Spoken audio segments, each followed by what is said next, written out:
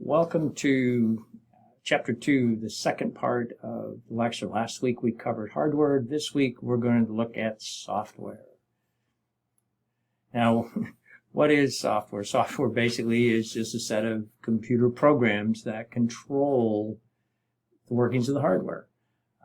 There are definitely two different types of software. You can have system software, that'll be operating system, utilities, and also applications, ones that actually use Word, PowerPoint. Those are applications that get certain things done on top of the operating system and the hardware. So software definitely has a sphere of influence. It has a scope of problems and opportunities that any organization runs across. Sometimes this influence is just your personal needs. What do you want to do? What do you want to do? Whether it's software running Snapchat or Facebook, or it's running Word or reading a book online, that is software that you like to use. But there's also productivity software that's personally used. PowerPoint, Excel, Access.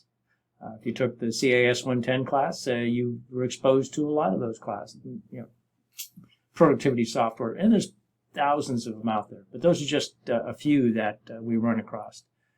Now, there are also things for work groups, for two or more people working together. And this is just software they may use. They maybe share an Excel spreadsheet. They may have a timesheet program. They may have whatever application, whatever business they're in, software that's running. Pet cleaners or something, and they got, keeping track of who comes in and appointments and stuff. And then there's enterprise, and that is basically large companies. It's an AT&T, size type enterprise. It doesn't have to be that big, but you get the picture that it's just larger companies. Now, system software basically controls the computer hardware. It supports all the applications, programs, and what they're trying to do, but it kind of boils down to three different areas: either operating system, utility programs, or something called middleware. An operating system is a set of programs that controls computer hardware and acts as an interface between the user and the application programs. So there are several different types out there.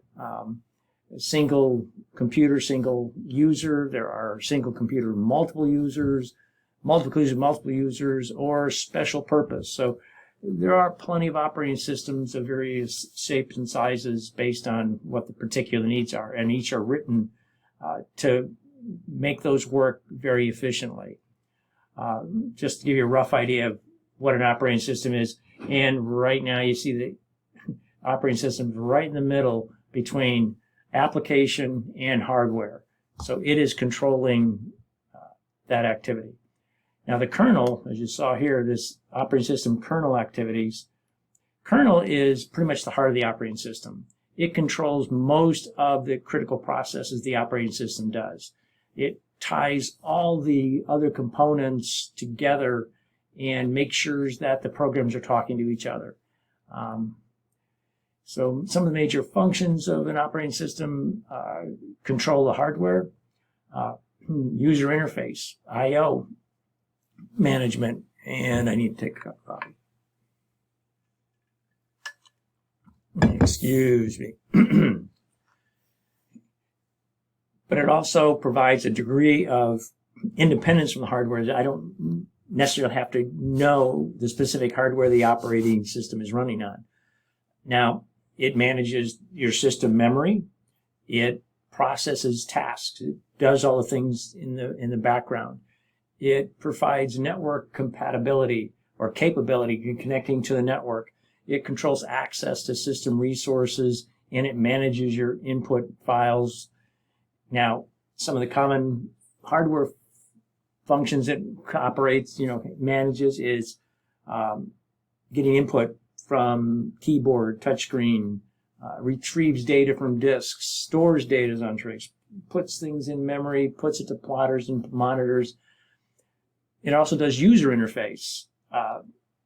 Based on, it allows you to interface with the computer system, whether it's a GUI, graphical user interface, whether it's a command line base, like if you get to a DOS prompt, it handles that kind of interface I/O.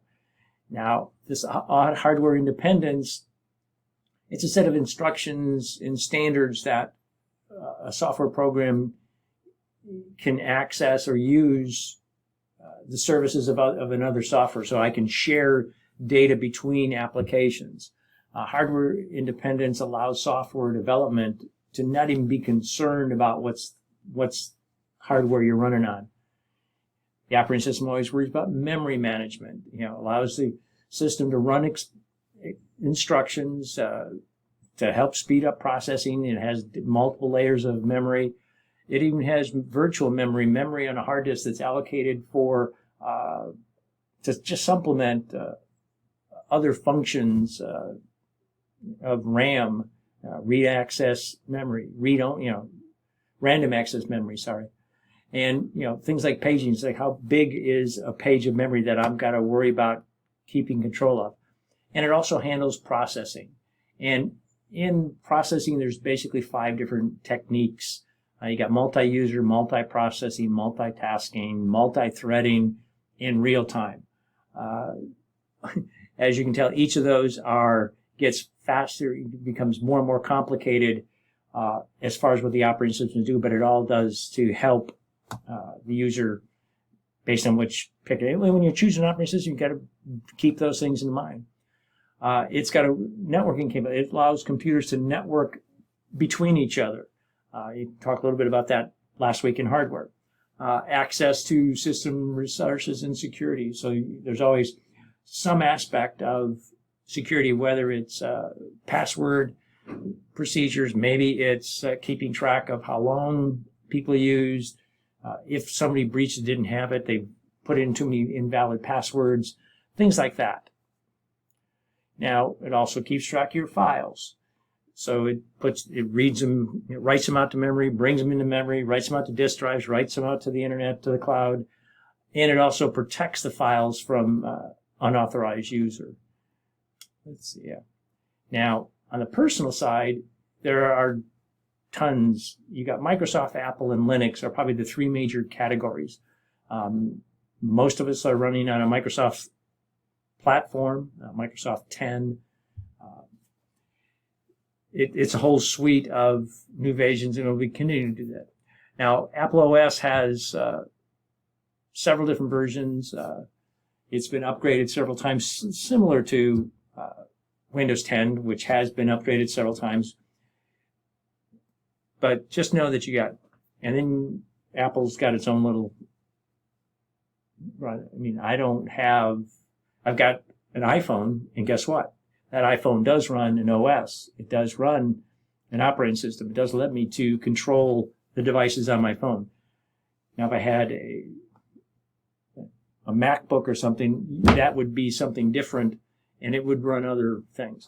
And then you've got another group of software that's it is probably one of the most used operating system, Linux, but it's not used on consumer level. It is used on every computer that's out there running a network.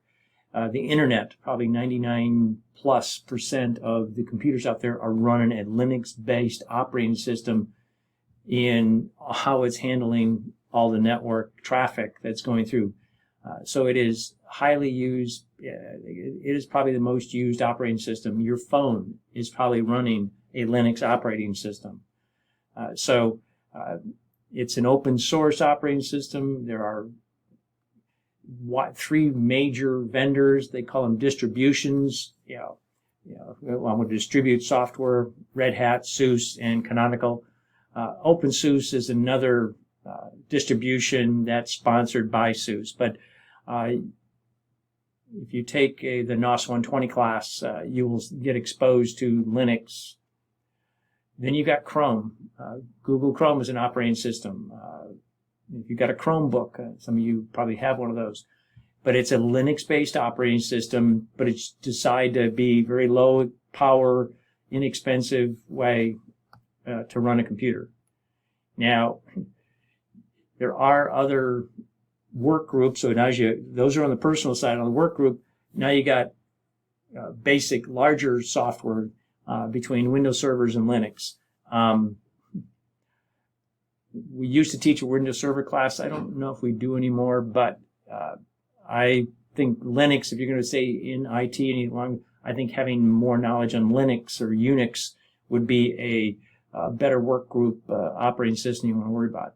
Again, you've got Red Hat, Linux server, and the Mac OS server software. So just handling more users, more interactions, more access to network, more access to servers. And then you go to the enterprise on the larger business side. Again, you've got Linux. IBM's got its first 64-bit OS, and Hewlett-Packard's got some. So there's some very large operating, systems for handling very large computer-based. Now, there's also a thing called embedded operating system. They take your software, including the processor, and it's embedded in another device. Your car probably has a lot of embedded computer systems, small processors put in place, dedicated to control some aspect of your car. So businesses use it all the time, where because I want it to run faster, and I can kind of go through and just do a small thing. I can read a sensor. I can control a manufacturing line. There are definitely some popular OSs as far as Windows, but I think even though it says Windows embedded, most of the ones I've run across have definitely been Linux-based. So as you're getting a theme here, if you're going to stay in computers very long or IT very long, you might want to make sure you understand Linux and understand it well. Then there are something called utility programs. Utility programs are they just perform maintenance or correct problems that a system may have. Now, middleware, it's kind of the software that allows different systems to communicate and exchange data. It can be used as an interface between the internet and private companies. Enterprise application integration, EAI, just ties together systems that aren't really built to each other. But you can also get it as a service-oriented architecture. You can actually buy software that actually lets you model a particular function, but you actually pay somebody to run an application for you. And then you got application software, and this is primary function is actually to enable us to do things, anywhere from watching a video to creating music to writing a PowerPoint presentation, and it basically the choices are so endless. You just have to pick what you need individually, work group, or enterprise. Now, from an overview of application software, you pretty much two categories. You got proprietary, which is one-of-a-kind special application written and owned by a company and you can't change it. And then there's off-the-shelf software, which software that's mass-produced, software vendors, and you can go to Best Buy, buy a piece of software. You can download Microsoft Windows 365. That's kind of off-the-shelf, mass-produced software, and it's kind of made not special, not proprietary. Well, there's some proprietary to it, but there are things you can change to it to make it better. Now, there is some advantages and disadvantages, and I'll let you go through this because you may see it on the test. They may see software as a service. Now, sometimes when we've got this web, this cloud-based service, you can actually subscribe to businesses that'll deliver application software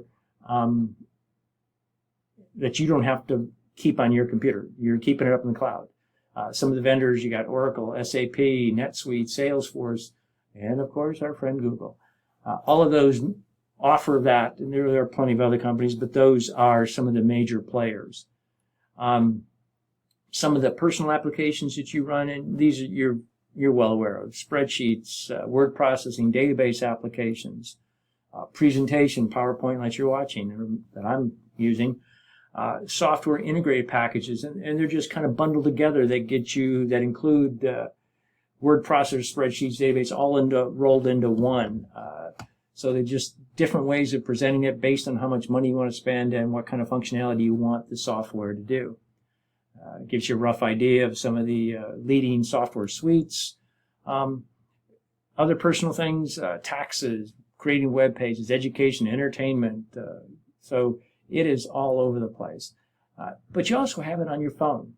So you got a number of apps that are created just to run on your phone or your iPad, and you can go to Apple App Store or Google Play Store that allow you to do whatever function, whatever you want to try to do.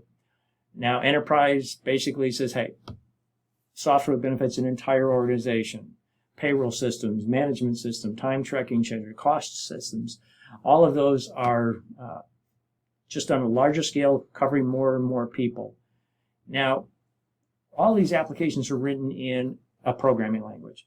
And all a programming language is a set of keywords and commands and symbols to allow to create statements that allows the human to communicate to a computer. Each one of these languages has what they call a syntax. It's basically a set of rules that allow this programming language to run. Now, there are several different types of different needs. Scary thing, I've probably used most of these at one time or another. Some of them are old, some of them are relatively new. And you'll probably, if you're going to stay in IT, you'll find ways to use a lot of these. Now, software has its own issues. It has bugs. Which bugs basically are just mistakes of things not working quite the way they're supposed to. You've got copyright and licensing. Who can buy it? How can you use their software? There's a set of software called open source, which means anybody can contribute to it. I can write software or code that can be put in an application used later. Software needs to be upgraded. How do I upgrade? When do I upgrade? How do I know that the upgrade's good? And then, of course, you got to worry about software support. Now, this is some of the major topics here on a software bug. How do you minimize the impact of a software bug? Well, you want to make sure you register all your software. You want to make sure they usually give you some kind of README or some kind of information about their new release. You want to make sure you can get access to the website of the manufacturer that download any updates or patches. Sometimes, if it's on your phone, you probably get automatic updates, and it'll tell you, hey, you've got an update waiting to run. It's usually best practice to make sure you got the latest and greatest software updates. Sometimes that's a risk that there may be a bug in the new release that you didn't want, or it'll change something that you currently were using or a certain way it was using. But it's usually to the best benefit of the user to stay up to date on their software updates. Reporting a bug, considering, just a lot of different options.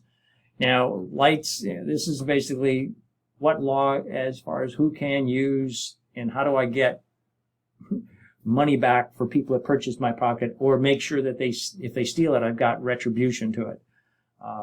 Some software requires you to register and activate it. Some allow you to use it, single user license permits you to install it one time, that only you can use. And then open source is basically it's distributed, it's totally free. You can write software, you can get software free. So it's free software, and there's several programs out there. And usually, if I'm looking for something, I'm usually looking for something I don't have to pay for. Software upgrades, it's just where we're going to upgrade and modify when changes happen. It upgrades, usually it benefits what they want, what you're trying to use the application for. But sometimes you put you may have to, I've made an update, I've installed it, and it didn't work, or it didn't work the way we wanted to. And sometimes if I'm going to do a major software upgrade, I'll save a copy of that application, so that if I didn't like the way the new one worked, I can always go back to the previous release. So businesses will do that quite a lot in making sure that if they jump on a software package and need to back out of it, they can do that readily, pretty quickly.